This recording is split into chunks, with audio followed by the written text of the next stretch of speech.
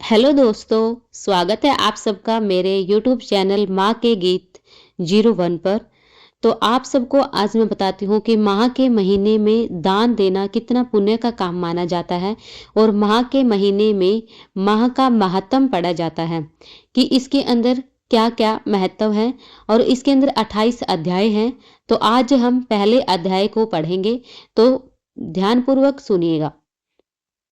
नारायण नमस्कृत्य नरम चैव नरोत्तमं देवी सरस्वती चैव ततो जय मुद्रियते।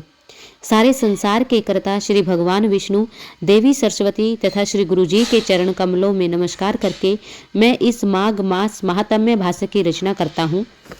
एक समय श्री सूत जी ने अपने गुरुजी व्यास जी से कहा कि गुरुदेव, कृपया करके आप मुझसे माघ मास का महात्म्य कहिए, क्योंकि मैं आपका शिष्य हूँ। व्यास जी कहने लगे कि रघुवंश के राजा दिलीप एक समय यज्ञ के स्नान के पश्चात पैरों में जूते और सुंदर वस्त्र पहनकर शिकार की सामग्री से युक्त कवच और शोभायमान आभूषण पहने हुए अपने सिपाहियों से घिरे हुए जंगल में शिकार खेलने के लिए अपनी नगरी से बाहर निकले। उनके सिपाही जंगल में शिकारी के लिए मृग, व्याघ्र, सिंह और जाति की आदि जंतुओं की तलाश में इधर उधर फिरने लगे। उस वन में वनस्थली अत्यंत शोभा को प्राप्त हो रही थी।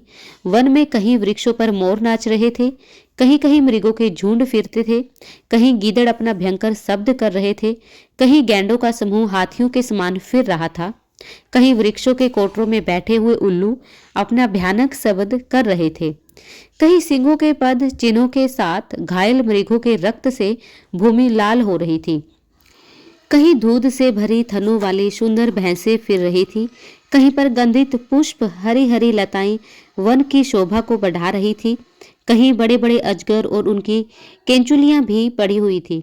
उसी समय राजा के सिपाहियों के बाजे की आवाज सुनकर एक मृग वन में से निकलकर भागने लगा और बड़ी बड़ी चौकड़ियां भरता हुआ आगे बढ़ा। राजा ने उसके पीछे अपना घोड़ा दौड़ाया, परंतु मृग पूर्ण शक्ति से भागने लगा। मृग कांटेदार वृक्षों के एक जंगल में घुसा और राजा ने भी उसके पीछे वन में प्रवेश किया, परंतु दूर जाकर मृग राजा की दृष्टि से ओझल होकर कहीं निकल गया। राजा निर्जन वन में अपने सैनिकों सहित प्यास के मारे अति दुखी हो गया। दोपहर के समय अधिक मार्ग पर चलने से सैनिक थक गए और घोड़े रुक गए। कुछ थोड़ी देर बाद राजा ने एक बड़ा भारी सुंदर सरोवर देखा, जिसके किनारों पर घने वृक्ष थे। इसका जल सज्जनों के हृदय के समान पवित्र था। सरोवर का जल लहरों से बड़ा सुंदर लगता था। जल में अनेक प्रकार के जल जंतु, मछलियां आदि स्वच्छता से इधर उधर फिर रही थी। दुष्टों के समान निर्दयी चित्त वाले मगरमच्छ भी थे। किसी किसी जगह लोभी के घर के समान सिमाल भी पड़ी हुई थी।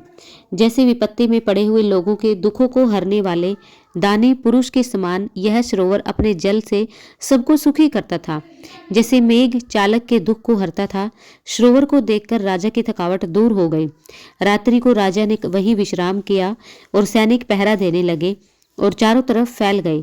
रात के अंतिम समय में शुकरों के एक झुंड ने आकर अंतिम समय में पानी पिया और कमल के झुंड के पास आया। तभी शिकारियों ने सावधान होकर शुकरों पर आक्रमण किया और उनको मारकर पृथ्वी पर गिरा दिया। उस समय सब शिकारी कोलाहल करते हुए बड़ी प्रसन्नता के साथ राजा के पास गए और राजा प्रभात हुआ देखकर उनके साथ ही अपनी नगरी की तरफ चल पड़ा। रास्ते में एक तपस्वी को देखा, जिसका शरीर तपस्या और नियम के कारण बिल्कुल सूख गया था, जो मृग छाला और वलकल पहने हुए थे। राजा ने ऐसे घोर तपस्वी को देखकर बड़े आश्चर्य से उसको प्रणाम किया और हाथ जोड़कर खड़ा हो गया। तपस्वी ने राजा को कहा कि हे राजन, इस पुण्य शुभ माघ में इस सरोवर को छोड़कर तुम यहाँ से क्यों जाने की इच्छा करते हो? तब राजा कहने लगा कि महात्मन, मैं तो माघ मास में स्नान के फल के बारे में कुछ भी नहीं जानता। कृपया करके आप विस्तार पूर्वक मुझको बतलाएं। तो दोस्तों, ये था हमारा पहला अध्याय, जिसके अंदर राजा जंगल की तरफ प्रस्थान करता है और वहां पर जो भी उन्होंने विचित्र जंगल देखे, पशु पक्षी देखे, जीव जंतु देखे और तपस्वी से मिले। अगले अध्याय में हम देखेंगे कि तपस्वी राजन को क्या क्या कथा सुनाती है। तो दोस्तों पहले अध्याय को बड़े प्यार से ध्यानपूर्वक सुनिए और अपना आशीर्वाद बनाए रखना। प्लीज़ वीडियो अच्छी लगे तो लाइक ज़रूर करना, शेयर करना एंड चैनल को सब्सक्राइब करना। Thank you.